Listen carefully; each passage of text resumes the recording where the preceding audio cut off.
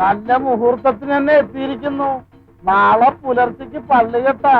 ഹാബാനെ കാണുന്നത് തന്നെ തിരുമനസിലേക്ക് സന്തോഷമുള്ള കാര്യമാ. കൂടെയുള്ളത് വ്യാപാരിയായിരിക്കും. അല്ല, ഇദ്ദേഹം ക്രിസ്തുദേവന്റെ ശിഷ്യൻ വിശുദ്ധ തോമ. നമസ്കാരം. പരിചയപ്പെടാൻ സാധിച്ചല്ലോ, അത് തന്നെ ഒരു മഹാഭാഗ്യം. എന്നാൽ അധികം താമസിക്കണ്ട, നമുക്ക് കൊട്ടാരത്തിലേക്ക് പോയിക്കളയാം. വന്നോളൂ.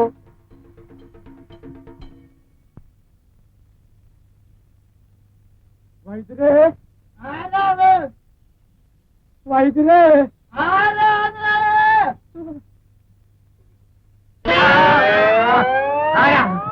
ഇങ്ങോട്ട് അടുത്തതല്ലേ, ഒന്നും പറയണ്ട, എല്ലാം മനസ്സിലായി.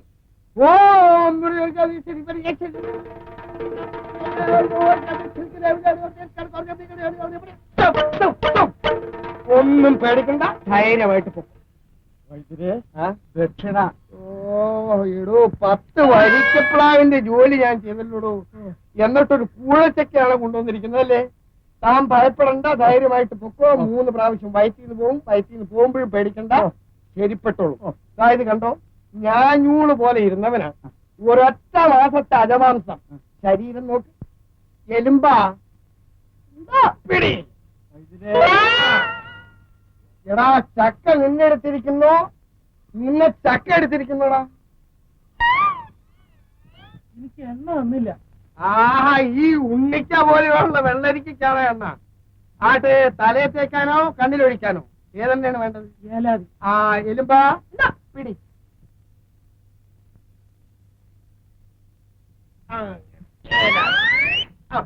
കൊണ്ടുപോ. വൈദ്യരെ പിണ്ണതയിലുമില്ലേ? ഇല്ലെന്ന്. എടോ, എന്റെ മുഖത്ത് നോക്കി ഇന്നതില്ലെന്ന് ഇതുവരെ ആരും ചോദിച്ചിട്ടില്ല. തന്നെ മുക്കിയെടുക്കാനുള്ള പിണ്ണതയിൽ ഇവിടെ ഉണ്ട്. എനിക്ക് എത്ര വേണം? അതാ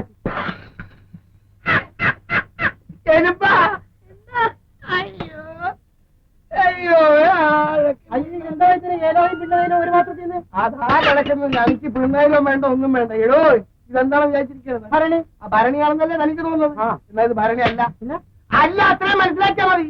ഇത് വേണ്ടി വന്നാൽ ഇതേ സാധനത്തിൽ നിന്ന് 40 കൂട്ടം എണ്ണയും കുഴമ്പ് ഒരേ സമയം ഞാൻ 2 കൈകൊണ്ട് വെച്ചിരുന്നു. അറിയാം. അല്ലെങ്കിൽ ഇയാളൊരു ഉടങ്കല്ല് വഴുത്തരാ. ഒരാഴ്ചക്ക് മുമ്പ് എനിക്കൊരു വയറ്റിൽ വന്നു. അന്നും ഒരു ഭസ്മം തന്നു. എന്റെ മകനൊരു പനി വന്നു. അന്നും ഇതേ ഭസ്മം തന്നെ വന്നു. എന്റെ അളിയച്ചാർക്ക് ഒരു മഞ്ഞപ്പിത്തം വന്നു. അന്നും ഇതേ ഭസ്മം തന്നു. പിന്നെ തനിക്ക് ഭസ്മമല്ലാതെ പുഷ്പമാണോ തരുന്നത്? ആട്ടെ, തനിക്ക് വയറ്റിൽ വേദനയാണെന്നല്ലേ പറഞ്ഞത്? മകന് പനി.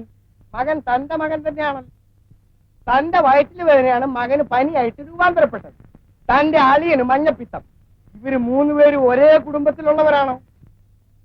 ഇടോ, ഒരേ കുടുംബത്തിൽ ഒരേ രോഗം പല രൂപത്തിൽ പലർക്കായിട്ട് വരും. അതുകൊണ്ടാണ് ഒരേ ഭസ്മം തന്നത്. ഇതേ ഭസ്മം തേനിൽ ചാലിച്ച് നെറിയിൽ പുരട്ടിയാൽ പല്ലുവേദന പറകറും. അതേ ചൂട് ഗോമൂത്രത്തിൽ കലക്കി അകത്ത് കിടത്തിയാൽ വയറ്റ് വേദന പുറത്ത് കിടക്കും. ഇത് കണ്ടോ, വെറും കരിങ്കുരങ്ങാണ്. ഒരൊറ്റ മാസം ഈർക്കിലി പോലെയുള്ള പയ്യനായിരുന്നു. എടാ എലുമ്പാ. സുഹൃതം, മുജ്ജന്മ സുഹൃതം. ഒരു അവതാര പുരുഷന്റെ അരുമ ശിഷ്യൻ നമ്മുടെ അരമനയിൽ എഴുന്നള്ളിയിരിക്കണു. ഇദ്ദേഹത്തെ ഈ നാട്ടിലേക്ക് ക്ഷണിച്ചുകൊണ്ട് വന്നത് അടിയനാണ്. സൽബുദ്ധി. ഹാബാന്റെ ഈ സൽപ്രവൃത്തിക്ക് നാം എന്നും കടപ്പെട്ടവനായിരിക്കും. പക്ഷേ അടിയനൊരു സങ്കടം അനുഭവിക്കേണ്ടതായി വന്നു. സങ്കടമോ? എന്താ? പറഞ്ഞോളൂ. വേണ്ട പരിഹാരം നാം ഉണ്ടാക്കി തന്നുകൊള്ളാം. തിരുമനസിൽ അതുണർത്തിക്കാൻ അടിയന് സങ്കോചമുണ്ട്. എന്തെന്നാൽ എന്താണ് അതിന്റെ ആവശ്യം? നാം ഹാബാനെ അന്യനായി കണക്കാക്കേണ്ടില്ല. ഒട്ടും സംശയിക്കണ്ട. ഞങ്ങൾ രാജവീതിയിൽ കൂടി വരുമ്പോൾ ഈ മഹാനെ ഒരു കാവൽക്കാരൻ കയ്യേറ്റം ചെയ്തു. ദോഷം. നമ്മുടെ നാടിന് അപമാനം വരുത്തി വെച്ച വഷളൻ കുഞ്ഞുണ്ണി ഉടനെ പോയി ആ മണ്ഡൂകത്തെ കണ്ടുപിടിച്ച് കൂട്ടിക്കൊണ്ടുവിടെ വരും.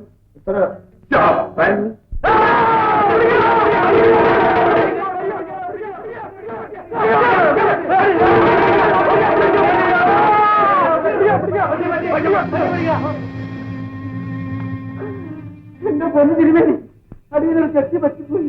നായ കടിക്കാൻ വന്നു. വാളൂതി അങ്ങനെ വെട്ട്. നായ്ക്കൊന്നും പറ്റില്ല, അവനവന്റെ കയ്യിൽ തന്നെ പോയി. ചുനകൻ ചുനകൻ എന്താ പിന്നെ വായിലെ പച്ചമാംസം? അയ്യോ, ഇത് അടിയന്റെ കൈയാണ്. ഈ മഹാത്മാവിനെ അടിച്ച കൈ എന്ന് പറയൂ. എന്റെ അത്ഭുതം! ഈ ദിവ്യാത്മാവിനെ സാഷ്ടാംഗം പ്രണമിച്ചോളൂ, സമാധിക്കണ്ട. സ്വാമി, അടിയനെ രക്ഷിക്കണം.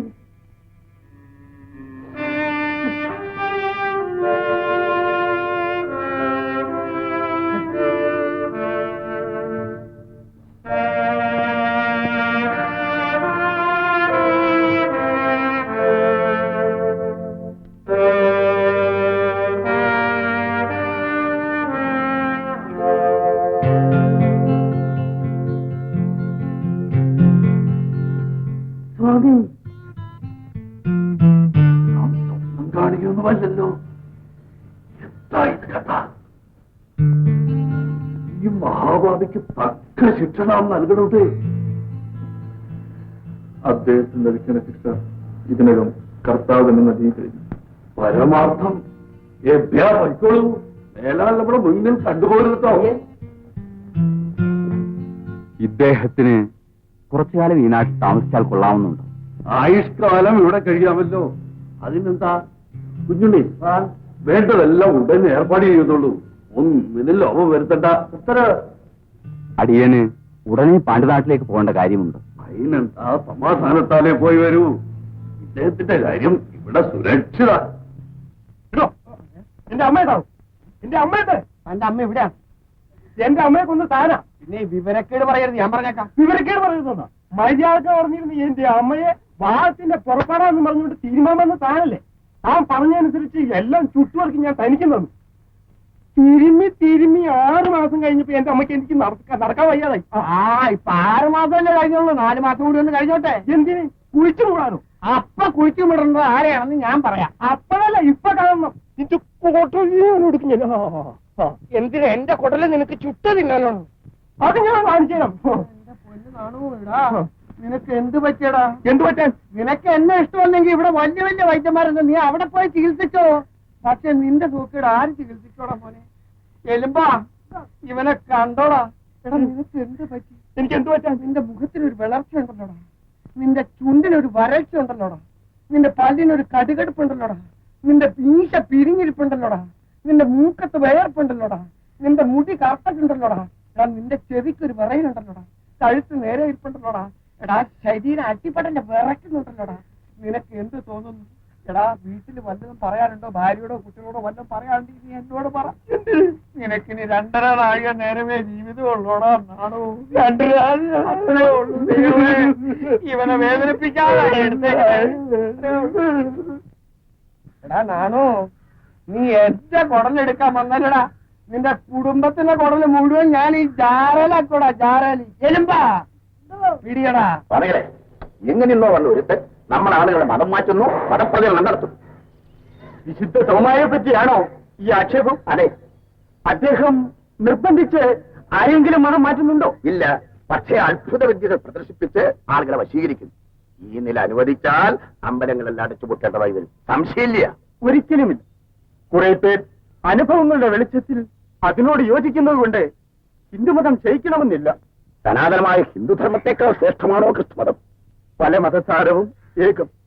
എല്ലാം ഈശ്വര സാക്ഷാത്കാരത്തിന് സ്വർഗപ്രാപ്തി ലഭിക്കുന്നതിനുള്ള വിവിധ മാർഗങ്ങൾ എന്നല്ലാതെ ലക്ഷ്യത്തിൽ എന്താണ് വ്യത്യാസം? അപ്പോൾ ക്രിസ്തുവും അവതാരമൂർത്തിയാണെന്ന അവിടുത്തെ അഭിപ്രായം. അധർമ്മത്തെ അകറ്റി ധർമ്മം സ്ഥാപിക്കുവാൻ ഭഗവാൻ അവതരിക്കുമെന്ന് ഗീത ഉദ്ഘോഷിക്കുന്നു. 550 വർഷങ്ങൾക്ക് മുമ്പ് ജനിച്ച ബുദ്ധദേവനെ ഹിന്ദുക്കളും അവതാരങ്ങളായി അംഗീകരിക്കുന്നു. അവതാരങ്ങൾ അല്ലെങ്കിൽ പ്രവാചകർ, പ്രചാരകരോ ഓരോ കാലഘട്ടത്തിൽ ജനിച്ചേ വെക്കൂ. ക്രിസ്തുദേവനും ആ രൂപത്തിലായിരിക്കുമെന്ന് വിശ്വസിക്കുന്നതിൽ എന്താണ് അബദ്ധം?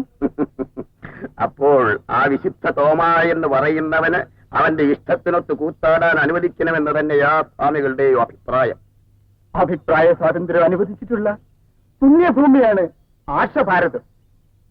വിശുദ്ധ തോമായെ അനുഗമിക്കുന്നത് കൊണ്ട് ആർക്കെങ്കിലും ആത്മരക്ഷ ലഭിക്കുമെങ്കിൽ അത് എതിർക്കേണ്ട കാര്യമെന്ത്? എന്നാലും അയാളെ നിയന്ത്രിച്ചില്ലെങ്കിൽ അധികം താമസിയാതെ ഹിന്ദുക്കളെല്ലാം തെറ്റ്. അങ്ങനെ നശിക്കാവുന്ന ഒന്നാണ്. അത്ര ദുർബലമാണ് ഹൈന്ദവ സിദ്ധാന്തങ്ങളെന്ന് നമുക്ക് അഭിപ്രായമില്ല.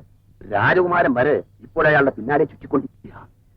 രാജകുമാരൻ ബുദ്ധിഹീനനോ വിദ്യാശൂന്യനോ അല്ലല്ലോ. എന്തായാലും ശരി, ഞങ്ങൾക്ക് ഇതിനോട് യോജിക്കാൻ സാധ്യമല്ല.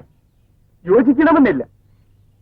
യോജിക്കാൻ സന്നദ്ധതയുള്ളവരെ വിയോജിപ്പിക്കാനും നിങ്ങൾക്ക് സാധിക്കുകയില്ല. ശരി, നോക്കാം. അവന്റെ മഹാശക്തി ഒന്ന് അറിഞ്ഞിട്ട് നല്ല കാര്യം.